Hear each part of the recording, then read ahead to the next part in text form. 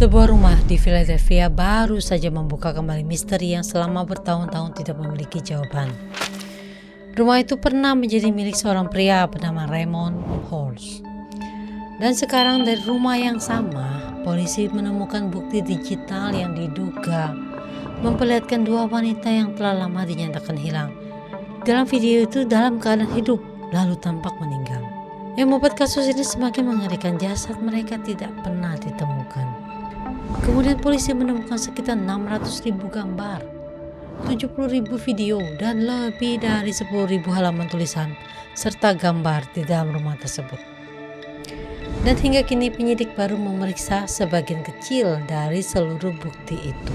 Apa yang sebenarnya terjadi di dalam rumah Ray Holtz? Selamat datang di Sapa Kisah. Inilah kisah rumah misterius Philadelphia.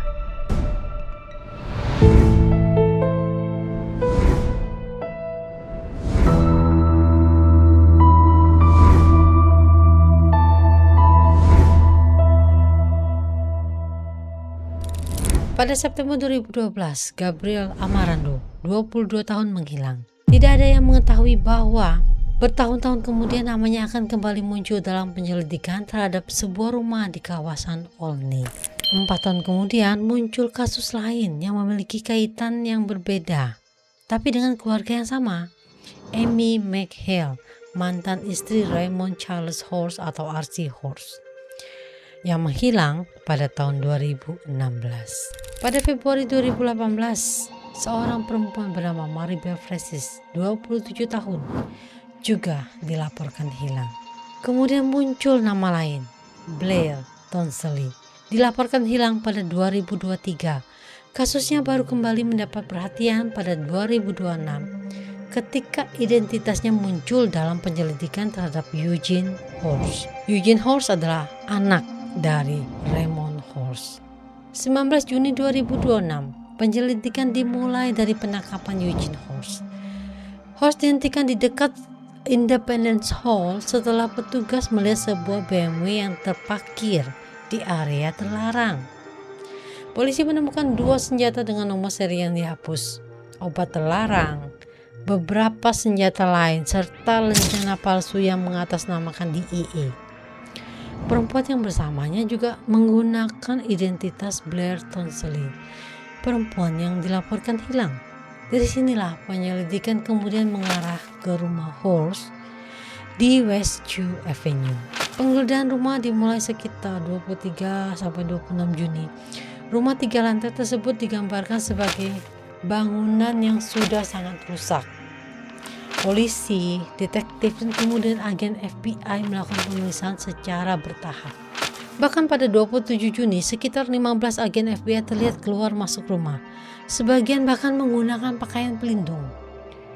Di dalam rumah, penyidik menemukan sebuah senjata dan amunisi. Kemudian peralatan untuk menanam tanaman terlarang. Drum berkapasitas sekitar 55 galon yang terhubung dengan saluran pipa atau air. Beberapa wadah atau drum berisi bahan kimia dan cairan yang belum diketahui apa itu. Kompartemen tersembunyi di dalam rumah. Kemudian beberapa ID palsu, termasuk yang menggunakan identitas Blair Tonsley. Ada kartu bank milik Blair Tonsley. Ada sertifikat kematian seorang perempuan yang lain. Ada 5 guci yang diduga berisi sisa kremasi. Polisi belum menyatakan siapa pemilik seluruh sisa tersebut. Ada puluhan perangkat elektronik dan media penyimpanan. Ada pula sebuah surat tulisan tangan yang tidak ditandatangani. Surat itu berisi tulisan yang merujuk pada tindakan menyakiti orang dan menyebut Ted Bundy. Namun penyidik masih berusaha menemukan siapa yang menulisnya dan apakah tulisan tersebut merupakan catatan nyata atau bagian dari karya fiksi. Polisi juga menemukan sistem pipa yang terhubung dengan drum 55 galon di basement. Pada Juli, penyidik bersama pihak terkait mulai menggali area properti dan membongkar bagian saluran tersebut. Penggeledahan di Westview Avenue kemudian memasuki tahap yang jauh lebih besar. Pada 25 Juni 2026, tim Homicide Philadelphia bersama ATF dan unit penjinak bom kembali melakukan penggeledahan. Kali ini perhatian penyidik tidak hanya tertuju pada kondisi rumah, tetapi juga pada perangkat elektronik dan sebuah laboratorium rumahan yang ditemukan di dalamnya. 2 hari kemudian, pada 27 Juni, Philadelphia Police Commissioner Kevin Battle meminta bantuan FBI Evidence Recovery Team untuk memproses barang-barang tersebut, termasuk perangkat digital yang telah diamankan. Pemeriksaan kemudian berkembang menjadi operasi forensik yang berlangsung selama berminggu-minggu. Menurut polisi, penyidik akhirnya memperoleh sekitar 600.000 gambar, 70.000 video, dan lebih dari 10.000 halaman tulisan, manuskrip, dan gambar. Tetapi jumlah tersebut bukan berarti seluruhnya langsung dapat diperiksa. Penyidik harus memilah dan menganalisis data satu persatu. Dan pada tahap awal pemeriksaan, mereka membuka sebuah hard drive. Di situ ditemukan materi yang kemudian mengubah arah kasus. Polisi menemukan foto dan video yang direkam di dalam rumah. Dalam sebagian rekaman terlihat 2 perempuan dalam keadaan hidup. Penyidik kemudian mencocokkan identitas mereka dengan database orang hilang. Hasilnya mengarah kepada Gabriel Amarando yang menghilang pada 2012 dan Maribel Francis yang menghilang pada tahun 2018. Namun rekaman yang sama juga berisi materi lain yang menurut penyidik tampaknya memperlihatkan kedua perempuan tersebut telah meninggal. Temuan itu kemudian dibawa kepada pihak medical examiner. Ada satu persoalan yang langsung muncul. Kedua jasad tidak berada di tangan penyidik. Karena itu, medical examiner belum dapat menerbitkan sertifikat kematian ataupun menentukan penyebab kematian secara resmi.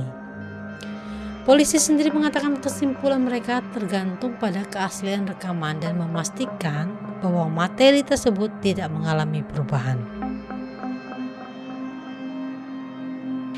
Pada 27 Juli, pekerja terlihat mengeluarkan bagian pipa dari tanah dan membawanya ke dalam rumah untuk diperiksa.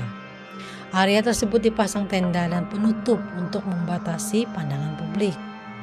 Kemudian muncul informasi bahwa penyidik sedang mencari kemungkinan adanya bukti wet cremation, yaitu proses menggunakan campuran bahan kimia untuk menguraikan jaringan biologis.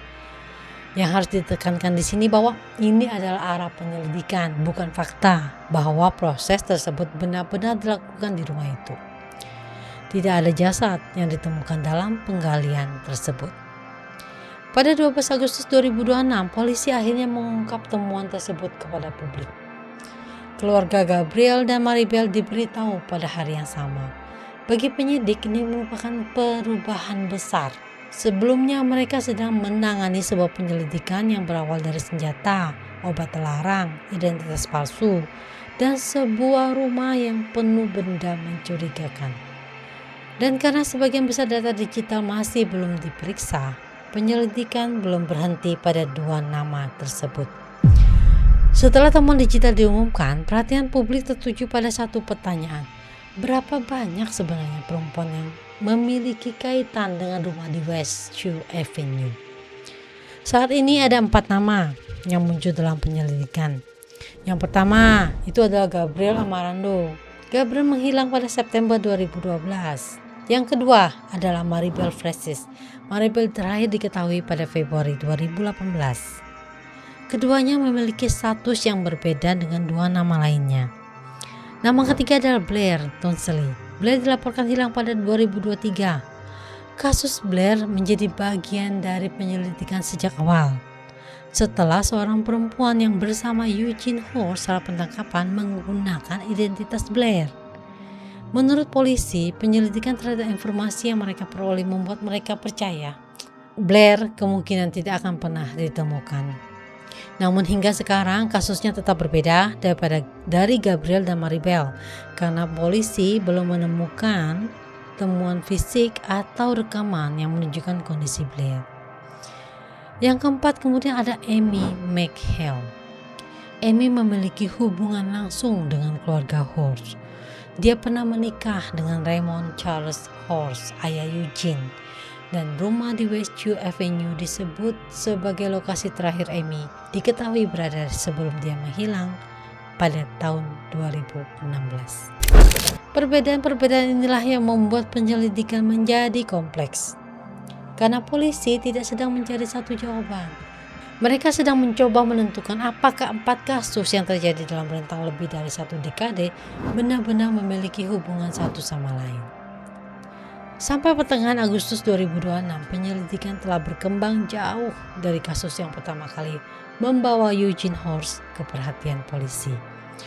Namun secara hukum, ada batas yang harus diperhatikan. Eugene Horst belum didakwa atas kematian Gabriel Amarando ataupun Maribel Frasis. Kasus yang menjeratnya berawal dari temuan senjata dan dokumen palsu pada 19 Juni. Setelah kasus tersebut berkembang, penuntutan federal mengambil alih perkara terhadap Horst. Sementara itu, penyelidikan mengenai Gabriel dan Maribel berjalan sebagai perkara yang terpisah.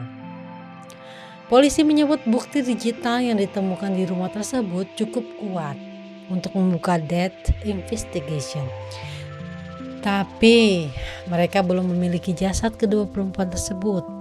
Dan seperti yang sudah dijelaskan sebelumnya, medical examiner juga belum dapat mengeluarkan sertifikat kematian berdasarkan rekaman saja. Artinya ada perbedaan antara apa yang terlihat dalam bukti digital dan apa yang dapat dibuktikan secara medis maupun hukum. Karena itu penyidik masih melakukan pencarian di properti tersebut.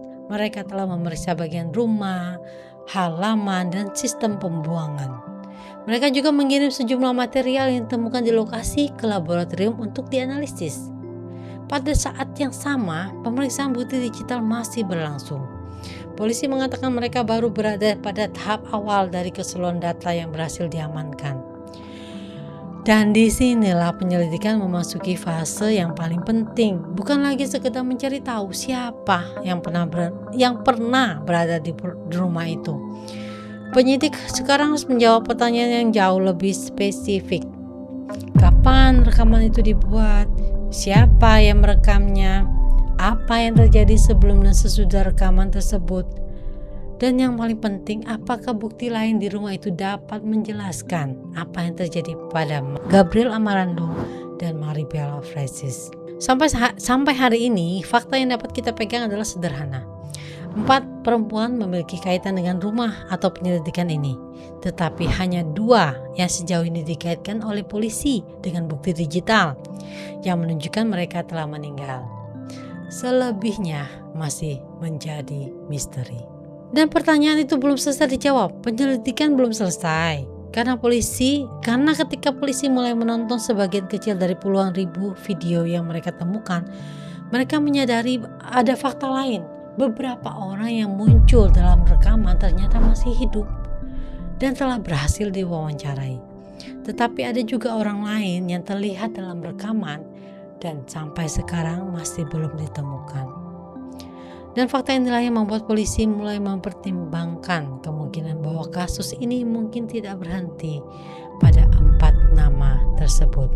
Masih ada data yang harus diperiksa, masih ada orang yang harus ditemukan, dan masih ada pertanyaan mengenai apa yang sebenarnya terjadi di dalam rumah tersebut. Mungkin suatu hari bukti yang tersisa akan memberikan jawaban.